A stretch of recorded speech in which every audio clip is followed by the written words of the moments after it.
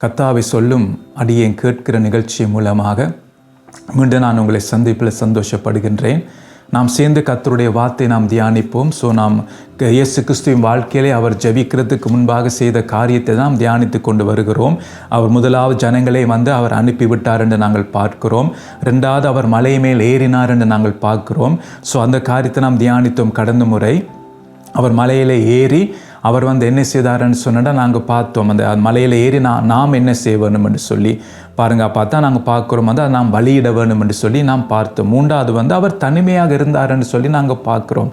ஏன் அவர் தனிமையாக இருந்தாருன்னு சொன்னால் பிதாவிடத்தில் அவர் செய்ய போகிறதை பிதா அவருக்கு சொல்ல வேண்டும். அதனால் தான் அவர் தனியாக இருந்தார். அதான் நாங்கள் பார்க்குறோம். ஆமோஸில் தம்முடைய ஊழியக்காரருக்கு தம்முடைய ரகசியத்தை அவர் சொல்ல விரும்புகிறான்னு சொல்லி நாங்கள் பார்த்தோம் அந்த காரியத்தை. அப்போ தம்முடைய ஊழியக்காரர் இந்த ரகசியத்தை சொல்லாமல் எதையும் அவர் செய்ய மாட்டார்ன்னு சொல்லி அதனால தான் தனிமையாக நான் இருந்தால் தான் ரகசியத்தை அவர் சொல்ல முடியும். நம்மளாக உலக ரீதியாக மனுஷ ரீதியாக நாங்கள் பார்த்தால் எல்லாரும் இருக்கத்தக்க விதமான ரகசியத்தை நாம் சொல்ல மாட்டோம். அந்த நபரை நான் தனியாக கூப்பிட்டு காதுக்குள் அந்த ரகசியத்தை நாம் சொல்லுவோம். அப்படித்தான் அதே போலத்தான் கர்த்தர் நம்மை மலைக்கு ஏறி அங்கே காத்திருக்கும்படியாக சொல்லுகிறார். ஏனென்றால் அவர் ரகசியத்தை நமக்கு சொல்லும்படியாக வரப்போகும் காரியங்களை நம்ம எச்சரிக்கும்படியாக அவர் மலைக்கு கூப்பிடுகிறார். அப்போ இன்றைக்கு பாருங்கள், இப்போ இருக்கிற சூழ்நிலையிலே தலைவர்கள் என்ன செய்கிறார்கள்? இன்றைக்கு குடும்ப தலைவர்களும் சபை நடத்துகிற தலைவர்களும் இன்றைக்கு மலைக்கு போவதை விட்டு இன்றைக்கு அவர்கள் என்ன செய்கிறார்கள்? அதுதான் உங்களுக்கு ஒரு சம்பவத்தின் மூலமாக, பைபிள் இருக்கிற ஒரு சம்பவத்தின் மூலமாக இன்றைய தலைவர்கள் இன்றைக்கு பாருங்கள் கர்த்தருடைய சுமூகத்தில் போவதை விட்டுட்டு இன்றைக்கு வேறு வேறு காரியங்களை செய்து கொண்டிருக்கிறார்கள். அந்த காரியத்தை தான் அந்த வேதத்தின் அடிப்படையில் சில காரியத்தை நாங்கள் பார்க்க போகிறோம். 1 சாமுவேல் 3ஆம் அதிகாரம் 10-13 வசனங்களை நாங்கள் வாசிப்போம். அப்பொழுது கர்த்தர் நின்று முன்போல சாமுவேலே சாமுவேலே என்று கூப்பிட்டார். அதற்கு சாமுவேல் சொல்லும் அடியேன் கேட்கிறேன் என்றான். கர்த்தர் சாமுவேலை நோக்கி, இதோ நான் இஸ்ரவேலின் ஒரு காரியத்தை செய்வேன். அதை கேட்கிற ஒவ்வொருவனுடைய 2 காதுகளிலும் அது தொனித்து கொண்டிருக்கும். நான் ஏலியின் குடும்பத்திற்கு விரோதமாக சொன்ன யாவையும் அவை மேல் அந்நாளிலே வரப்பண்ணுவேன். அதை தொடங்கவும் அதை முடிக்கவும் போகிறேன்.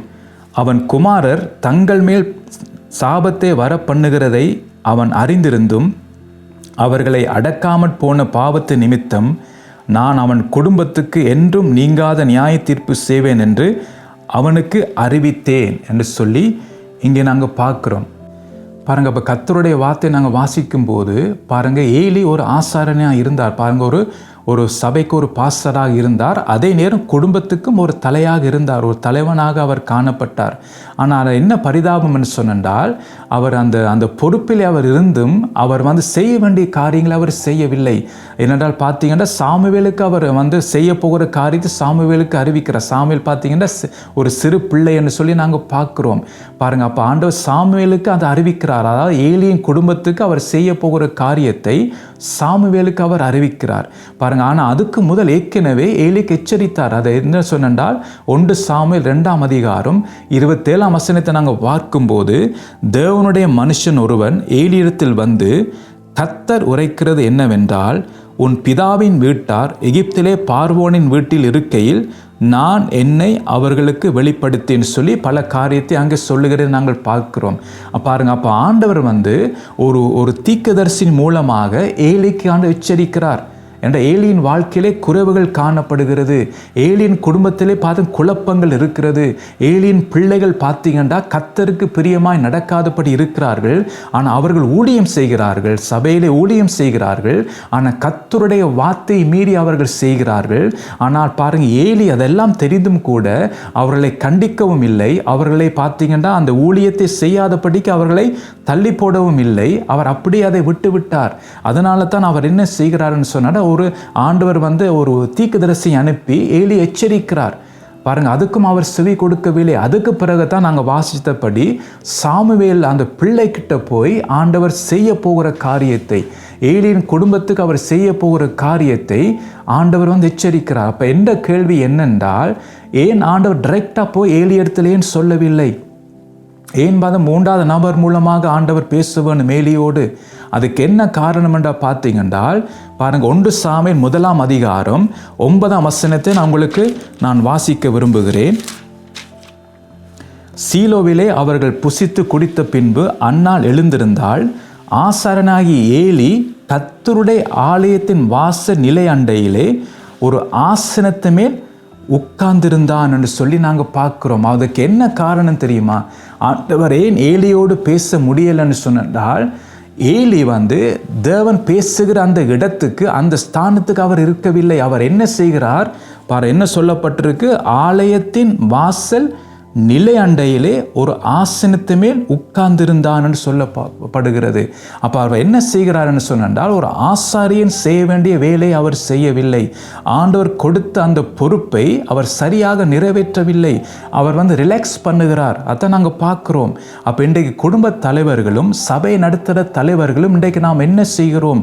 கர்த்தர் நமக்கு தந்த பொறுப்பிலே நாம் உண்மையாக இருக்கிறோமா பாருங்க. கர்த்தர் ஏலிக்கு டைரெக்டாக சொல்ல முடியும் என்று அவர் சொல்ல விருப்பமுள்ளவராக தான் இருந்தார். ஆனால் ஏலி கர்த்தருடைய சமூகத்தில் இருக்கிறதை விட அவர் என்ன செய்கிறார்? ஆலயத்தின் வாச நிலை அண்டையிலே ஒரு ஆசனத்து மேல் உட்கார்ந்து கொண்டிருக்கிறார். கர்த்தருடைய சமூகத்தில் இருக்கிறதை விட ஒரு ஆசனத்து மேல் உட்கார்ந்து கொண்டிருக்கிறார். அப்போ ஒரு ஆசாரியன் செய்ய வேண்டிய வேலையை அவர் செய்யவில்லை பாருங்க. அப்போ அதனால தான் பார்த்தீங்கன்னா ஏலியின் குடும்பத்துக்கு விரோதமாக ஆண்டு செய்ய போகிற காரியத்தை ஏலிக்கு டைரெக்டாக சொல்ல முடியல.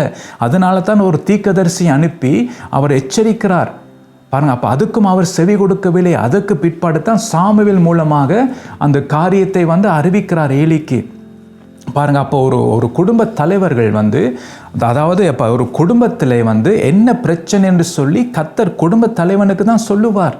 அப்போ அந்த குடும்ப தலைவன் கர்த்தர் எதிர்பார்க்கிறபடி அந்த மலைக்கு வராமல் தனிப்பட்ட ரீதியிலே கர்த்தருடைய சமூகத்திலே காத்திருக்காம கர்த்தருக்கு நேரத்தை ஒதுக்காமல் இருக்கும்போது சில வேளை கர்த்தர் எங்கள் மீது அன்புள்ளவராக இருக்கிறபடியினால் ஒரு மூன்றாவது நபர் மூலமாக, ஒரு ஊழியக்காரன் மூலமாக, ஒரு தீர்க்கதரிசி மூலமாக கர்த்தர் நமக்கு எச்சரிப்பார். ஆனால் அது சரியான வழி அல்ல. ஆண்டவர் வேறு வழி இல்லாதபடி தான் ஆண்டவர் தீர்க்கதரிசியை கொண்டு அங்கே ஏலிக்கு எச்சரிக்கிறார். ஆனால் அது முறையல்ல. ஆண்டவர் நம்மோட டைரெக்டாக பேச விரும்புகிறார். அப்போ நானும் நீங்களும் ஆண்டவர் எதிர்பார்க்குற அந்த ஐக்கியத்துக்கு அதான் ஐக்கியம் நாங்கள் பார்த்தோம். அந்த கச்சை ஒரு இடுப்போட சேர்க்கையாக இருக்கிறது போல தான் நாம் ஐக்கியமாக இருக்க வேண்டும். இன்றைக்கு நாம் நினைக்கிற ஐக்கியத்தோடு தான் கர்த்தரோடு நாம் பாருங்க ஐக்கியப்படுகிறோம். அப்போ அந்த ஐக்கியத்தினாலே கர்த்தருடைய சத்தத்தை நான் கேட்க முடியாது. அதனால்தான் மூன்றாவது நபர் நமக்கு சொல்ல வேண்டிய ஒரு சூழ்நிலைக்கு நாம் தள்ளப்படுகிறோம். ஆனால் ஒரு கச்சையானது ஒரு இடுப்பில் எப்படி சேர்க்கையாக இருக்கிறதோ அந்த ஐக்கியத்தோடு நான் கர்த்தரோடு இருக்கும்போது கர்த்தர் சொல்லுகிறது எல்லாம் இன்னும் காதிலே கேட்கக்கூடியதாக இருக்கும். அப்போ என்னோடய வாழ்க்கையில் ஏதாவது தப்பு இருக்கும்போது உடனே கர்த்தர் சொல்லுவார். என் குடும்பத்தில் ஏதாவது ஒரு ஓட்டை ஏற்பட்டால் உடனே கர்த்தர் எச்சரிப்பார். அப்போ அதெல்லாம் நான் சரி செய்ய முடியும். அப்போ இங்கே நாங்கள் பார்க்குறோம் ஒரு குடும்ப தலைவனும் ஒரு சபை நடத்துகிற தலைவர்களும் அவர்கள் செய்ய வேண்டிய வேலையை செய்யாமல் வேறு காரியங்களில் ஈடுபட்டால் இதுதான் ஆபத்து பாருங்க. சத்துரு உள்ளுக்குள் நுழைந்து விடுவான். சத்துரு குடும்பத்துக்குள் நுழைந்து விடுவான். சத்துரு சபைக்குள் நுழைந்து விடுவான். களைகளை விதைத்து விடுவான். அத்தான் ஆபத்தாக இருக்க வேண்டும். ஏன்னா களைகள் எப்போ சத்துரு விதைக்கிறான் என்றால் மனுஷர் தூங்கி கொண்டிருக்கும் போது. அதான் நாங்கள் சத்துரு களையை விதைக்கிறான்னு சொல்லி அந்த உவமையில நாங்கள் பார்க்குறோம். எப்போ நித்திரை பண்ணும்போது. அப்போ இன்றைக்கு குடும்ப தலைவர் நித்திரை பண்ணி கொண்டிருந்தால், இன்றைக்கு சபை நடத்துகிற தலைவர்கள் நித்திரையாக இருந்தால், நித்திரை என்றால் பார்த்தீங்கன்னா எது என்ற சொன்னால் பிஸியாக இருக்கிறது. எல்லாம் ஊழியம், அந்த ஊழியம், இந்த ஊழியம், அங்கே போவது, இங்கே போவது, அந்த மீட்டிங், இந்த மீட்டிங்னு சொல்லி எல்லாம் அந்தந்த காரியத்தில் எல்லாம் ஓடுபட்டு திரிகிறது. ஆனால் கர்த்தருடைய சமூகத்திலே காத்திருப்பதில்லை. அப்போ அதில் நாம் நித்திரையாக இருந்தோம் என்றால் சத்துரு களைகளை விதைத்து போய்விடுவான். நமக்கே தெரியாமல் இருக்கும். ஏன்னா நான் நித்திரையார், எனக்கு அந்த உணர்வு நமக்கு இல்லை. ஏன்னா நித்திரையாக இருக்கிறோம், அவர் மயக்கத்தில் இருக்கிறோம். அப்போ நமக்கே தெரியா சத்துரு கலையை விதைத்து போய்விட்டான்னு சொல்லி. அப்போ பிரச்சனைகள் வரும்போது தான் நமக்கு அப்போ தான் தெரிய வரும் ஏதோ பிரச்சனை நடக்குதுன்னு சொல்லி. பிசாசு உள்ளுக்கு நுழைந்து விட்டான். அப்போ இதெல்லாம் நடக்காத படிக்குத்தான் கர்த்தர் மலையிலே கூப்பிடுகிறார். அப்போ அந்த ஏலியை நாங்கள் பார்க்கும்போது அவர் என்ன செய்கிறாராம்? ஆலயத்தின் வாசல் நிலையண்டையிலே ஒரு ஆசனத்தின் மேல் உட்கார்ந்திருந்தான். அவர் வெளியில் வேற எங்கேயும் போக இல்லை, ஆலயத்தை தான் இருக்கிறார் அவர். இன்றைக்கு நான் ஊழியக்காரர் இன்றைக்கு சபையோடு தான் மெனக்கெடுகிறோம். வேறு எங்கேயும் நாங்கள் எக்ஸ்ட்ரா எங்கேயோ சினிமாவோ எங்கேயோ ஜாலியாக எங்கே திரிகிறது இல்லை. இன்றைக்கு ஊழியக்காரர்கள் பாருங்கள் சபையோடும் ஊழியக்காரரோடும் ஜனங்களோடு தான் இன்றைக்கு மெனக்கெடுகிறார்கள்.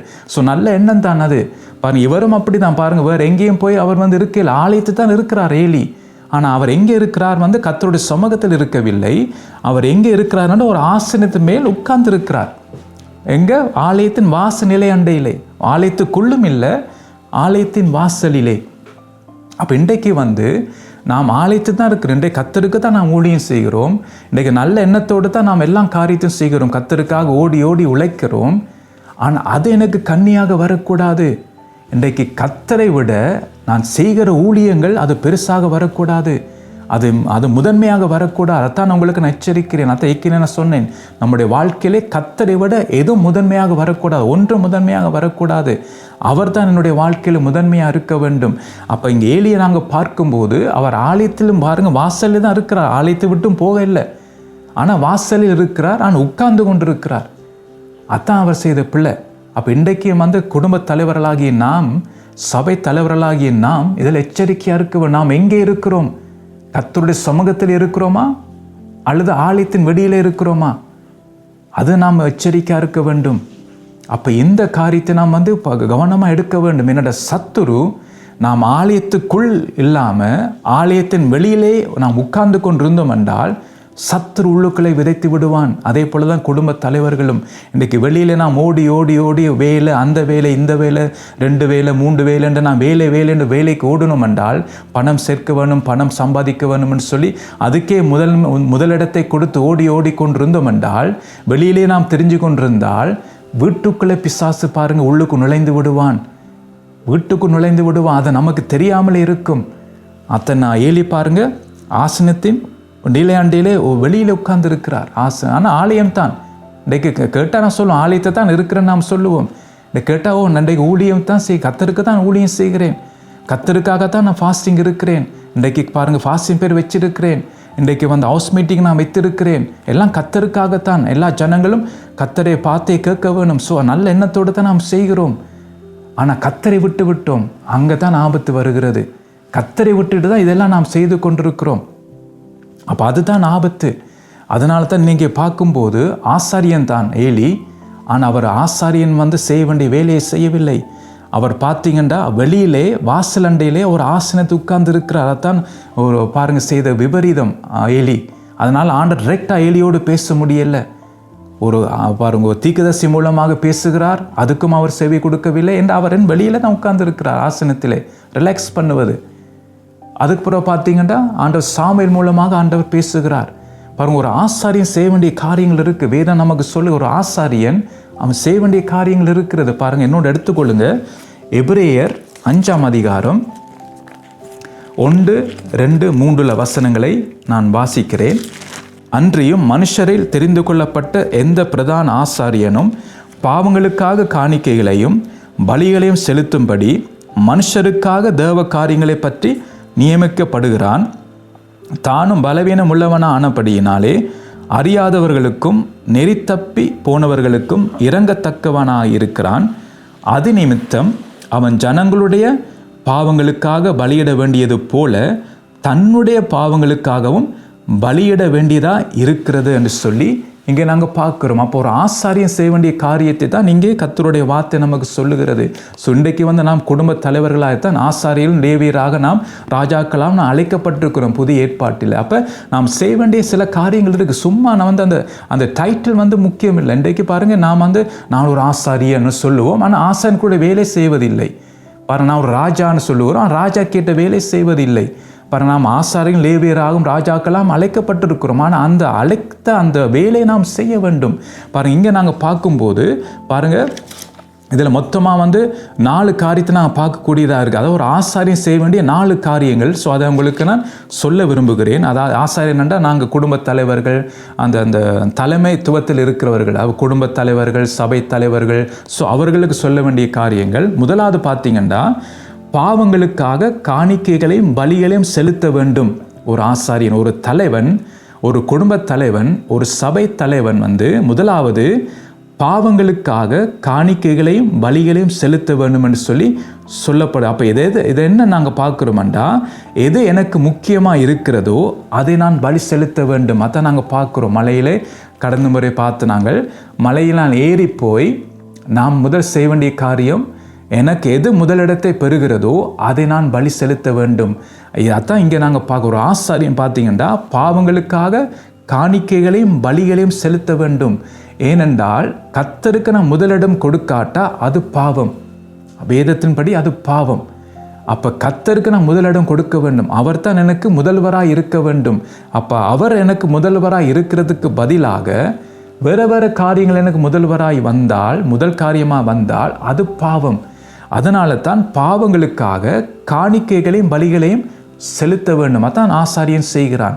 அதே போல தான் இன்றைக்கு நாம் என்ன செய்கிறோம் என்றால், நாம் அதை கர்த்தருடைய பலிபீடத்தில் வைக்க வேண்டும். கர்த்தருக்கு முன்பாக கர்த்தருடைய சமூகத்திலே நாம் அதை வைத்து நான் கர்த்தருக்கு ஒப்பு கொடுக்க வேண்டும். ஆண்டவரே, இந்த காரியத்தை உம்முடைய பாதப்படியில் வைக்கிறேன். என்னுடைய வாழ்க்கையில எது முதலிடமாக வருகிறதோ, இந்த உலக காரியங்கள் ஆண்டவர், இந்த காரியங்கள் எல்லாம் நான் உம்முடைய பாதத்தில் வைக்கிறேன். ஆண்டவரே, நீர் என்னுடைய வாழ்க்கையில முதலிடத்தை நாம் பெற வேண்டும் என்று சொல்லி அப்படி நாம் ஜெபிக்க வேண்டும். அப்போ அதைத்தான் நான் என்ன செய்வோம், அது ஆண்டவருடைய பாதத்தில் அந்த காரியத்தை நாம் வைத்து நாம் பாவ அறிக்கை பண்ண வேண்டும். ஸோ ரெண்டாவது, ஒரு ஆசாரியன், ஒரு தலைவன், ஒரு குடும்ப தலைவன், சபை தலைவன் செய்ய வேண்டியது பாருங்க, மனுஷருக்காக தேவ காரியங்களை பற்றி நியமிக்கப்படுகிறான். அதான் நாங்கள் பார்க்குறோம். அது என்னென்றால், என் குடும்பத்துக்கு நான் தான் கண்காணி. என்னுடைய குடும்ப சூழ்நிலை குறித்து கர்த்தரிடத்தில் விசாரிக்க வேண்டும். அதே போலத்தான் சபை தலைவர்கள் சபைக்கு பார்த்தீங்கன்னா அவர்கள் கண்காணியாக இருக்கிறார்கள். அதான் மனுஷருக்காக தேவ காரியங்களை பற்றி நியமிக்கப்படுகிறான். அதான்டா ஒரு மனுஷனை குறித்து கர்த்தருடைய திட்டம் என்ன, அவருடைய சித்தம் என்னென்ற அந்த சித்தத்தை கேட்டு மனுஷருக்கு சொல்வது. ஒரு குடும்ப தலைவன் இந்த குடும்பத்தை குறித்து, மனைவியை குறித்து, பிள்ளைகளை குறித்து கர்த்தருடைய சித்தம் என்னென்று அதை நான் கர்த்தரிடத்தில் கேட்டு அதை நான் சொல்லுவதான் மனுஷருக்காக தேவ காரியங்களை பற்றி நியமிக்கப்படுகிறான். தான் ஒரு தலைவன் செய்ய வேண்டிய காரியம். அப்போ ஒரு தலைவன் பார்த்தீங்கன்னா கர்த்தருடைய சமூகத்திலே காத்திருந்து, மலையிலே போய் காத்திருந்து, ஆண்டவரே, என்னுடைய குடும்பத்தை குறித்து உம்முடைய சித்தம் என்ன, என்னுடைய பிள்ளைகளை குறித்து உம்முடைய சித்தம் என்னன்னு சொல்லி அவன் அந்த காரியத்துக்காக அவன் போய் காத்திருக்கிறான். அப்போ கர்த்தர் சொல்லுவார். இன்றைக்கு நாங்கள் பாருங்கள், நம்முடைய குடும்பத்திலே எவ்வளோ தீர்மானங்கள் நாம் எடுக்கிறோம் பாருங்க. அந்த தீர்மானங்கள் கர்த்தரிடத்தில் நாங்கள் கேட்கிறோமா? கர்த்தரிடத்தில் கேட்பதே இல்லை. இன்றைக்கு நாம் நம்முடைய ஞானத்தை வச்சு, நம்முடைய வசதியை வச்சு, நம்முடைய சூழ்நிலை கேட்ட விதமாக அந்த தீர்மானங்களை எடுக்கிறோம். ஆனால் அந்த தீர்மானங்களினாலே பாருங்க பிற்காலங்களிலே அது விபரீதத்தை தான் நம்ம பெற்றுக்கொள்கிறோம். அதனால தான் பாருங்க, ஒரு தலைவன் ஒரு குடும்ப தலைவன் ஒரு தீர்மானம் எடுக்கிறதுக்கு முன்பாக பிள்ளைகளை குறித்தோ, தனிப்பட்ட வாழ்க்கையோ, மனைவியின் வாழ்க்கையோ, ஸோ என்னென்ன தீர்மானம் நாம் எடுக்க இருக்கிறோமோ, இப்போ குடும்பங்களில் பல தீர்மானங்கள் எடுக்கிறோம் நாம் ஒவ்வொரு நாளும். அப்போ அந்த தீர்மானங்கள் எல்லாம் நாம் எங்கே போக வேண்டும் என்றால் கர்த்தருடைய சமூகத்துக்கு போக வேண்டும். என்ற தலைவன் என்ன செய்ய வேண்டும்? சொல்லப்பட்டிருக்கு, மனுஷருக்காக தேவ காரியங்களை பற்றி நியமிக்கப்படுகிறான். அப்போ என்னுடைய பிள்ளை குறித்து தேவனுடைய திட்டம் என்ன, அதை அறிகிறதுக்காக நான் போக வேண்டும். என்னுடைய விருப்பத்தை பிள்ளையின் வாழ்க்கையில் நான் செலுத்துவதில்லை. இன்றைக்கு பாருங்கள், பிள்ளைகளை படிப்பு காரியமோ ஏதோ உண்டு, அவர்கள் விருப்பத்தின்படி தான் இன்றைக்கு பிள்ளைகளை ஸ்கூலுக்கு பாருங்கள் அந்த சில இடங்களுக்கு அனுப்புகிறார்கள். படிப்பு காரியங்களை தெரிஞ்சிருக்கிறதா இருந்தால் அவர்கள் தங்களுடைய விருப்பத்தின்படி தான் செய்கிறார்கள், கர்த்தருக்கு கேட்பதில்லை. அப்போ இதான் நாம் செய்ய வேண்டிய காரியம். பாருங்கள், எங்கெங்கே நாங்கள் பாருங்கள் பிள்ளை விடுகிறோம் என்று பாருங்கள். உங்களுடைய குடும்ப தலைவர்கள், சபை தலைவர்கள், அதே போல் தான் சபையில் ஒரு ஊழியத்துக்கு யாரை தெரிந்தெடுக்கிறதா இருந்தால், ஒரு காரியம் செய்வதாக இருந்தால், ஒரு ஊழியத்தை செய்வதாக இருந்தால், ஏழைகளுக்கு உதவி செய்வதாக இருந்தால், சபையாக செய்யும் போது நம்முடைய சூழ்நிலையை பார்த்து மற்றவர்கள் சொல்லுகிற வார்த்தையை கேட்டு நாம் எந்த ஊழியங்களும் செய்ய போகக்கூடாது. பாருங்கள், கர்த்தரிடத்தில் இப்போ நான் கேட்க வேண்டும். அதுக்கு தான் சபை தலைவர்கள் நியமிக்கப்படுகிறார்கள். கர்த்தருடைய போய் கேட்க வேண்டும். ஆண்டவரே, இப்படி காரியங்கள் இருக்கிறது, ஆண்டவர் இன்னென்ன ஊழியம் செய்கிறதுக்கு இப்படியான வாய்ப்புகள் நமக்கு இருக்கிறது, ஆனால் உம்முடைய சித்தம் என்ன, நான் செய்கிறது சரியாக, இந்த இடத்து நான் போகலாமா, இந்த ஊழியத்தை நாம் செய்யலாமான்னு சொல்லி நாம் கேட்பதில்லை. இன்றைக்கு ஊழியக்காரர்கள், சபையை நடத்துகிற தலைவர்கள் இதெல்லாம் கேட்பதில்லை. அவர்களாவே முடிவெடுத்து அவர்களாவே செய்கிறது. அதுக்கு பிறகு பார்த்தா அந்த எடுத்த முடிவினாலே அவர்களுக்கு தான் பாதிப்பு வருகிறது. இதை நாம் தவிர்க்க வேண்டும் என்றால் கர்த்தர் நமக்கு ஒரு ஒழுங்குமுறையை வைத்திருக்கிறார். அப்போ அதை நாம் கர்த்தரிடத்தில் நாம் கேட்க வேண்டும். அப்போ கர்த்தர் நமக்கு பாருங்க, நமக்கு சொல்லும் போது அதில் எந்த பாதிப்பும் வராது. ஏனென்றால் நானாவே முடிவெடுக்கவில்லை, கர்த்தர் சொல்லி அந்த காரியம் செய்தபடியினால் அது முடிவு சமாதானமாக இருக்கும். இன்றைக்கு அத்தை நாம் கவனிக்க வேணும். அப்போ அவர் ஆசாரியன் செய்ய வேண்டிய காரியத்தை, ஒரு குடும்ப தலைவன், சபை தலைவர்கள் செய்ய வேண்டிய காரியங்களை இங்கே கர்த்தர் நமக்கு சொல்லுகிறார். மனுஷருக்காக தேவ காரியங்களை பற்றி நியமிக்கப்படுகிறான். அப்போ இந்த காரியத்தை இன்றைக்கு நாம் செய்ய வேண்டும். அப்போ இதை இன்றைக்கு செய்யாத இருக்கிறபடியால் தான் இன்றைக்கு பல பிரச்சனைகள் குடும்பங்களிலும் சபைகளையும் நாங்கள் பார்க்கக்கூடிய விதமாக இருக்குது. இன்றைக்கு பாருங்கள் எவ்வளோ பிரச்சனைகள் குடும்பங்களிலே. இன்றைக்கி பல குடும்பங்கள் பார்த்திங்கன்னா பிளவு ஏற்பட்டு இருக்கிறது. இன்றைக்கி சபைக்கு வருகிறார்கள், ஆனால் அந்த குடும்பத்திலே பிரச்சனை இருக்குன்னு சொல்லி அந்த நேரம் பார்க்க நமக்கு தெரியாது. அவர்கள் நல்ல ஒரு சமாதானமாக இருக்கிறது போல இன்றைக்கு சபைகளில் ஆராதித்து ஊழியம் செய்துட்டு போகிறார்கள். பிறகு பார்த்தீங்கன்னா குடும்பங்களிலே சண்டை நடக்கிறது. பிறகு திருப்பி அடுத்த ஞாயிற்றுக்கிழமை ஆராதிச்சுட்டு ஊழியம் செய்துட்டு போகிறார்கள். இப்படி அவங்களோட வாழ்க்கை போய்கொண்டிருக்கிறது பாருங்க. அப்போ இது நாம் கவனிக்க வேண்டும். இன்றைக்கு குடும்பங்களிலே பிசாசு நுழைந்து விட்டான், பல குழப்பங்களை கொண்டு வந்திருக்கிறான். அதே போல தான் சபைகளிலும். அப்போ அதனால தான் இன்றைக்கு குடும்ப தலைவர்களும் சபை தலைவர்களும் கர்த்தருடைய சமூகத்திலே காத்திருந்து தேவனுடைய காரியத்தை குறித்து நாம் அறிய வேண்டும். கர்த்தர் என்ன சித்தம் கொண்டிருக்கிறார் என்னுடைய குடும்பத்தை குறித்து, என்னுடைய சபையை குறித்து கர்த்தர் என்ன சித்தம் கொண்டிருக்கிறார், எதை நாம் செய்ய வேண்டும், எல்லாம் அவற்றை நாம் பெற்றுக்கொள்ள வேண்டும். அதுதான் 2வது காரியம். 3வது காரியம் நாங்கள் பார்ப்போம் பாருங்கள். மற்றவர்களுக்காக பரிந்து பேசுகிறவனாய் தேவனுடைய சமூகத்தில் அவன் இருப்பான். ஒரு ஆசாரி, ஒரு தலைவன். அப்போ மற்றவர்களுக்காக விண்ணப்பம் பண்ணுவான். போய் மோசே பாருங்கள் விண்ணப்பம் பண்ணுகிறார் ஜனங்களுக்காக. பாருங்கள் ஆபிரகாம் பார்த்தீங்கன்னா லோத்துக்காக விண்ணப்பம் பண்ணுகிறார். அப்போ மற்றவர்களுக்காக என்ன செய்வார்கள் என்றால் பரிந்து பேசுவார்கள். இன்றைக்கு நாம் எதுக்காக அதிகமாக ஜெபம் பண்ணுகிறோம்? ஆண்டவர் என்னை ஆசீர்வதியும், ஆண்டவர் என் பிள்ளைகளை ஆசீர்வதியும், ஆண்டவர் அநேகருக்கு என்னை ஆசீர்வாதம் மாற்றும் என்று சொல்லி சுயநலமாக நான் ஜெபம் பண்ணுகிறோம். கர்த்தரிடத்தில் நாம் கேட்பதில்லை, ஆண்டவரே நான் எதற்காக நான் ஜெபம் பண்ண வேண்டும் என்று சொல்லி கர்த்தரிடத்தில் நாம் கேட்பதில்லை. ஏதோ நாமாவே நினைத்து நாமாவே நான் ஜெபம் பண்ணி ஆமை சொல்லி நாம் போகிறோம். ஆனால் கர்த்தர் சொல்லி நாம் ஜெபம் பண்ண வேண்டும். அதான் நாங்கள் முக்கியம். மற்றவர்களுக்காக பரிந்து பேசுகிறவனாய் தேவனுடைய சமூகத்தில் அவன் இருக்க வேண்டும். அப்போ கர்த்தருடைய ஆவியானவர் மற்றவர்களுக்கு ஜெபம் பண்ணுவதற்கு உணர்த்துவார். அப்போ கர்த்தருடைய சமூகத்திலே காத்திருக்கும் போது, தனிமையாக காத்திருக்கும் போது பாருங்கள் நமக்கு சில நபர்களுடைய ஞாபகம் நமக்கு வரும். கர்த்தர் டக்குனு அந்த ஞாபகத்தை கொண்டு வர அவர்களுக்காக ஜெபம் பண்ணும்படி ஆவியினாலே ஏவுவார். அப்போ அவர்களுக்காக நீங்கள் ஜெபம் பண்ணுவீங்க. உங்களுக்கு பார்த்தீங்கன்னா அவர்கள் திடீர்னு அவங்களுடைய ஞாபகம் உங்களுக்கு வரும். யாரோ ஒரு நபரை குறித்து பாருங்கள் அவங்களோட ஞாபகம் உங்களுக்கு வரும். அப்போ அந்த நேரம் ஆவியானவங்களை ஏவுகிறார் ஜெபம் பண்ணும்படி. ஏண்டா அந்த நேரம் அவர்களுக்கு அந்த ஜெபம் தேவையாக இருக்கிறது. ஏதோ ஒரு ஆபத்தில் அவர்கள் சிக்கி கொண்டிருக்கலாம், ஏதோ ஒரு காரியத்தில் அவர்கள் மாட்டுப்பட்டிருக்கலாம். அதனாலே கர்த்தருடைய ஆவியான உங்களுடைய ஆவியோடு இணைந்து உங்களை ஏவி அவர் ஜெபம் பண்ணுவார். அப்போ அந்த நிலைமைக்கு நாம் இருக்க வேண்டும். இன்றைக்கு அநேகர் பழக்கப்பட்ட ஜெபத்தை செய்து கொண்டிருக்கிறார்கள். அதனால தான் அந்த ஜெபத்தில் எந்த ஒரு தாக்கமும் இல்லாமல் இருக்கிறது. இன்றைக்கு பழகிட்டோம் நாம் ஜெபம் பண்ணி காலை எழும்பி பாருங்கள் பிறகு இரவு ஜெபம் பண்ணுவது, காலை ஜெபம் பண்ணுவது, அப்படியே ஒரு ருட்டீனை மாதிரி போய்கொண்டிருக்கு ஜெபங்கள் எல்லாம். ஆனால் அந்த ஜெபத்தில் ஒரு தாக்கம் வர வேண்டும். அப்போ அது எப்படி தாக்கம் வர வேண்டும் என்றால் நாம் ஆவியினாலே ஜெபம் பண்ணினால்தான் அந்த தாக்கம் உண்டாகும். அதான் யூதாவிலே சொல்லப்பட்டிருக்கு, ஆவியினாலே ஜெபம் பண்ணுங்கள் என்று சொல்லி. இன்றைக்கு சும்மா ஜெபத்தை செய்தால் நாம் வருகிற அந்த ஆபத்து காலத்திலே வருகிற இந்த பிசாசோடைய தந்திரங்களிலே நாம் தப்ப முடியாது. ஒரு பழக்கப்பட்ட ஜெபத்தை செய்தோம் என்றால் இதிலிருந்து நாம் தப்ப முடியாது. அப்போ நாம் ஆவியானோடு இணைந்து அவர்கிட்ட ஆவி என்னுடைய ஆவியோடு இணைந்தால்தான், அதான் வேதம் சொல்லுவார், அவர் வாக்கு கடங்காத பெருமூச்சோடு நமக்காக வேண்டல் செய்கிறார். அது என்ன அர்த்தம் என்றால் அவர் என் மூலமாக அவர் ஜெபம் பண்ணுகிறார் வாக்கு கடங்காத பெருமூச்சுகளோடு. அதுதான் மற்றவர்களுக்காக செய்ய வேண்டிய ஜெபம். அப்போ ஆண்டவர் உணர்த்துவார் செய்ய வேண்டிய காரியங்களுக்காக. அப்போ நாம் மலையிலே காத்திருக்கும் போது கர்த்தர் உணர்த்துவார் யாருக்காக ஜெபம் பண்ண வேண்டும், எவருக்காக ஜெபம் பண்ண வேண்டும் என்று சொல்லி. அந்த நேரத்தில் ஆவியானவர் நம்முடைய ஆவியோடு இணைந்து அந்த ஜெபத்தை அவர் நடத்துவார். அப்போ அந்த நிலைமைக்கு நாம் வர வேண்டும். அதான் நாங்கள் பார்க்குறோம். மற்றவர்களுக்காக பரிந்து பேசுகிறவனாக இருப்பான் ஒரு ஆசாரியன், ஒரு தலைவன்.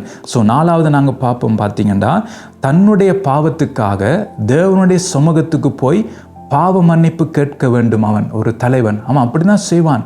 அப்போ பாருங்கள், அப்போ இதெல்லாம் பார்த்தீங்கன்னா ஒரு தலைவன் செய்ய வேண்டிய காரியம். அப்போ ஒரு தலைவன் பார்த்தீங்கன்னா ஒரு குடும்ப தலைவன், சபை தன்னடுத்த தலைவர்கள் கர்த்தருடைய சமூகத்திலே காத்திருக்கும் போது தான் என்னுடைய குற்றத்தை ஆண்டவர் உணர்த்துவார். மற்றபடி நான் ஒரு குற்றம் செய்யாதவன் போல தான் எனக்கு தோன்றும். எல்லாம் நான் சரியாக செய்கிற மாதிரி தான் எனக்கு தெரியும். ஆனால் நான் தனிப்பட்ட ரீதியில் நான் போனால்தான் கர்த்தருடைய ஆவியானவர் எனக்கு உணர்த்துவார். பாருங்கள், இன்றைக்கு நம்முடைய இரத்தத்திலே நம்முடைய உடம்பிலே இரத்த ஓட்டம் இருக்கிறது. அப்போ அந்த இரத்தத்திலே பார்த்தீங்கன்னா எல்லாருக்கும் ரத்தம் சிவப்பாக தான் இருக்கும். அந்த இரத்தத்தை சரியான விதத்திலே அந்த பார்த்தீங்கன்னா அந்த அந்த அந்த இடத்திலே அவர்கள் பரிசோதித்தால்தான் அந்த இரத்தத்தில் என்னென்ன வியாதிகள் இருக்கிறது, என்னென்ன காரியங்கள் இருக்குன்னு சொல்லி அது சரியாக அந்த விளக்கத்தை கொடுக்கும். அதே போலத்தான் நான் சும்மா என்னுடைய வாழ்க்கையை ஒரு ஞாயிற்றுக்கிழமை போவதும் வருவதும் ஊழியம் செய்வதுமா இருந்தால், பிஸியாக நான் கர்த்தருக்கு ஓடி ஓடி ஓடி ஊழியம் செய்து கொண்டிருந்தால் என்னுடைய வாழ்க்கையில் இருக்கிற இந்த பிள்ளைகள் அறிய முடியாது, எனக்கு அது தெரியாமல் இருக்கும். ஏன்னா நான் பிஸியாக ஓடிக்கொண்டிருக்கேன். கர்த்தருக்காகத்தான் நல்ல எண்ணத்தோடு தான் செய்கிறேன், கர்த்தருக்காகத்தான் செய்கிறேன். ஆனால் அதிலே நான் மெனக்கட்டு கொண்டு இருக்கிறபடியால், ஊழியம் செய்வதிலே அந்த காரியத்தில் ஓடிக்கொண்டு இருக்கிறபடியினால் என்னுடைய தனிப்பட்ட வாழ்க்கையிலே அந்த குறை எனக்கு தெரியாமல் இருக்கும். அப்போ எப்போ நான் கர்த்தருடைய சமூகத்திலே மலையிலே ஏறி போய் நான் காத்திருக்கும் போது அப்போ தான் என்னுடைய தப்பிதம், என்னுடைய தவறுகள் அப்போ தான் எனக்கு தெரியும். அப்போ அந்த நேரத்தில் நான் மனம் திரும்ப தான் பார்க்குறோம். தன்னுடைய பாவத்துக்காக தேவனுடைய சமூகத்துக்கு போய் பாவ மன்னிப்பு கேட்பான் அவன். அதான் அந்த காரியத்தை அவன் செய்கிறான் ஆசாரியன். ஏன்னா பலவீனம் உள்ள மனிதர்கள் நாம். அப்போ நாம் பார்த்தீங்கன்னா பல தடவை நாம் தவறுகிறோம். நாம் வார்த்தையினாலே நாம் தவறுகிறோம். சில நேரம் நம்முடைய வார்த்தையினாலே மற்றவர்களை காயப்படுத்தியிருப்போம்.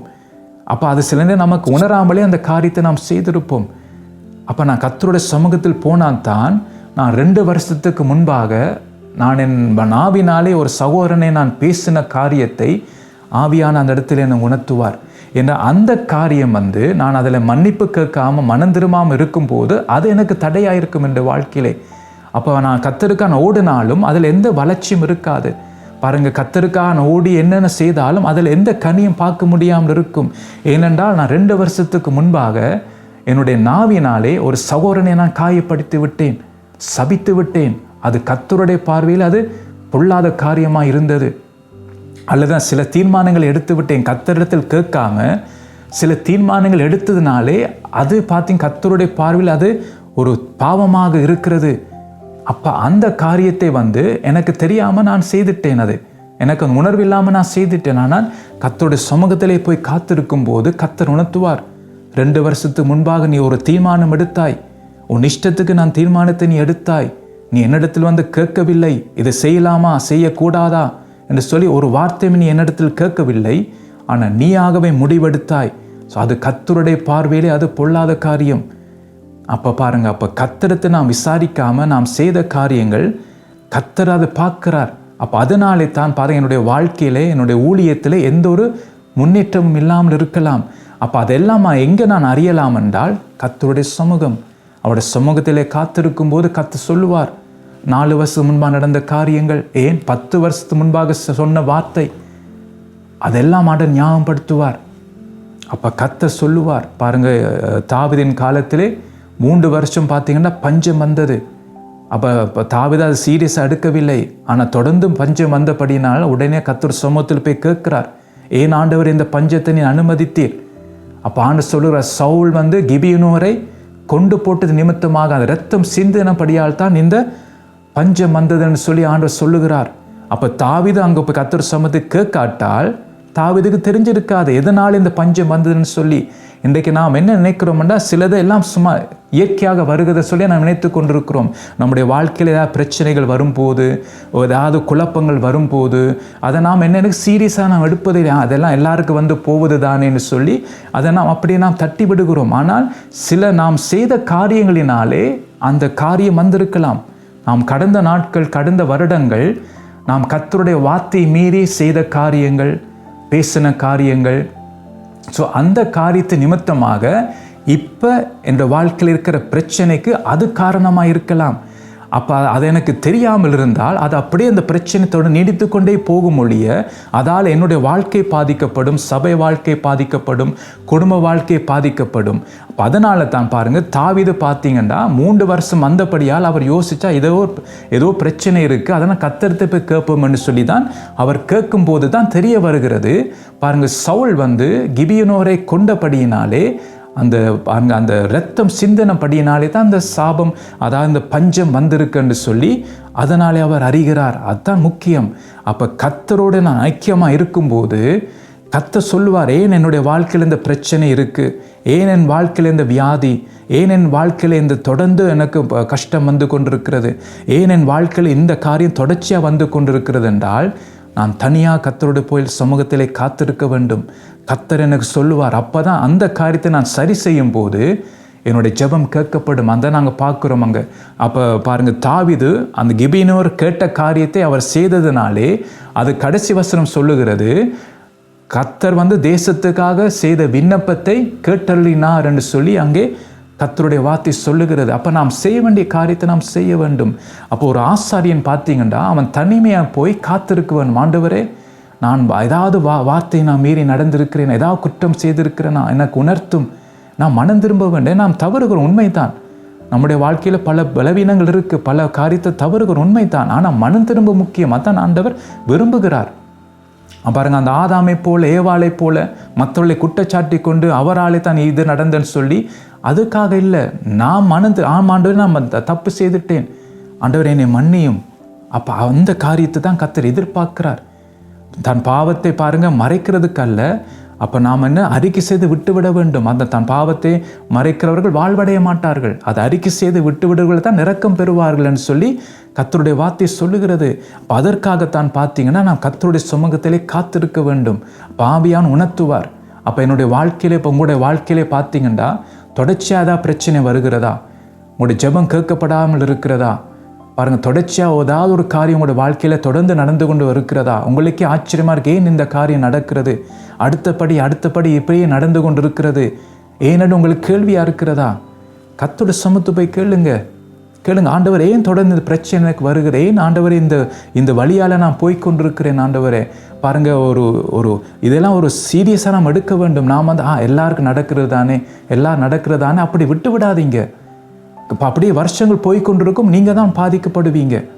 பாருங்கள், தாவீது 3 வருஷம் வெயிட் பண்ணார், அது பிறகு தான் போய் கேட்குறார். முதல் வருஷமே போயிருக்கலாம் அவர், ஆனால் அவர் அது சாதாரணமாக எடுத்து, ஆனால் எல்லாம் பஞ்சம் வர நோமல் தானே என்று சொல்லி அவர் பெருசாக எடுக்கவில்லை. அது பிறகு தான் 3 வருஷம் பிறகு தான் போய் கேட்குறார். அதான் இன்றைக்கு நான் சில காரியங்கள் வித்தியாசமான குடும்பத்தில் நடக்கிறதா, சபையில் ஏதாவது வித்தியாசமாக நடக்கிறதா காரியங்கள், உடனே நம்ம கேட்க வேணும். ஆண்டவரே, ஏன் இந்த பிரச்சனை வருகிறது, ஏன் ஆண்டவரே குடும்பத்தில் இந்த காரியம் வருகிறது, ஏன் போராட்டம் வருகிறது, ஏன் ஆண்டவரே இந்த ஆபத்துகள் வந்து கொண்டிருக்கிறது, கேட்க வேண்டும் கர்த்தருடைய சமூகத்திலே. அவர் நமக்கு சொல்லுவார். அப்போ நான் செய்ய வேண்டிய அந்த காரியத்தையும் சொல்லுவார். என்னென்னபடி நீங்கள் செய்யன்னு சொல்லி கர்த்தர் சொல்லுவார். அப்போ அதன்படி நான் காரியத்தை செய்யும் போது அப்போ நான் ஜெபிக்கிற ஜெபம் பாருங்க உடனே கேட்கப்படும், பதில் உடனே கர்த்தரிடத்திலிருந்து வரும். அதான் கர்த்தர் நம்ம பார்த்து சொல்லுகிறார். அப்போ அதற்காகத்தான் பாருங்க, ஒரு குடும்ப தலைவனும் சபை தலைவர்களும் செய்ய வேண்டிய வேலையை செய்ய வேணும் பாருங்க. ஆனால் ஏலி இந்த காரியங்கள் ஒன்றும் செய்யவில்லை. அவர் ஆசாரியன் பெயர் அவருக்கு இருக்கு, பிரதான ஆசாரியன் சொல்லி அந்த டைட்டில் இருக்கு அவருக்கு. ஆனால் அந்த ஆசாரியனுக்குரிய வேலையை செய்யவில்லை. இன்றைக்கு பாருங்க, இன்றைக்கு பல பேர் பாருங்க, அவங்களோட பேருக்கு முன்பாக போகிறவங்க பாஸ்டர், ப்ரொஃபஸர், ஸோ இப்படி பல பேர்களுக்கு பாருங்க, அவங்களோட பேருக்கு முன்பாக பல டைட்டில் போடுவாங்க. ஆனால் கர்த்தர் அந்த காரியத்தை நாம் அபிஷேகித்தால் அந்த வேலையை நாம் செய்ய வேண்டும், வேறு எங்கேயும் போய் தலையிடக்கூடாது. அப்போ கர்த்தர் ஒரு காரியத்துக்கு என்னை அழைத்தால் அந்த அழைப்பில் நாம் இருக்க வேண்டும், அதற்கேற்ற கிரியை தான் நாம் செய்ய வேண்டும். கர்த்தர் வேறொரு காரியத்துக்கு கண்டால் அதுக்கு அவர் சொல்லுவார் அடுத்த காரியம் செய்வதற்கு. அப்போ அதுவும் நான் பாருங்க, நாம் கர்த்தருடைய வார்த்தை மீறி நடந்தாலும் அதுவும் பாவம். அப்போ தான் நாம் மிகவும் கவனமாக இருக்க வேண்டும். இன்றைக்கு ஊழியக்காரரை நாம் சிந்திப்பதில்லை. இன்றைக்கு நாம் செய்கிற இந்த கிரிகளினாலே தான் அநேக ஆபத்துகளும் அநேக விபரீதங்களும் நம்முடைய குடும்பத்திலும் சபைகளிலும் நடக்கிறது. அப்போ நாம் எங்கே போகுவோம், கர்த்தருடைய சமூகத்திலே காத்திருந்த ஆண்டவரே, இந்த பிரச்சனை வந்திருக்கிறது எனக்கு ஏனென்று தெரியல, அடிக்கடி இந்த காரியம் நடந்து கொண்டிருக்கிறது, ஆண்டவரே நான் என்ன செய்வது, ஆண்டவரே என்ன காரியம், நான் என்ன செய்தேன் என்று சொல்லி ஆண்டோட போய் கேட்க வேண்டும். அப்போ ஆண்டவர் சொல்லுவார், ஒவ்வொன்றா சொல்லுவார். அதெல்லாம் நாம் சரி செய்யும் போது கர்த்தர் எல்லாவற்றையும் அவர் மாற்றுவார், எல்லா சூழ்நிலையும் கர்த்தர் மாற்றுவார். அப்போ அதான் இன்றைக்கு நாம் செய்ய வேண்டிய வேலையை செய்ய வேண்டும். ஏலியை போல நாம் பொழுதுபோக்கு சும்மா இருக்காதபடிக்கு ஊழியம் என்று ஓடி தெரியாமல் நாம் செய்ய வேண்டிய காரியங்களை நாம் செய்ய வேண்டும். ஸோ மிச்ச காரியத்தை அடுத்த முறைக்கு நாங்கள் பார்ப்போம். கர்த்தர் தாமே உங்களை ஆசீர்வதிப்பாராக.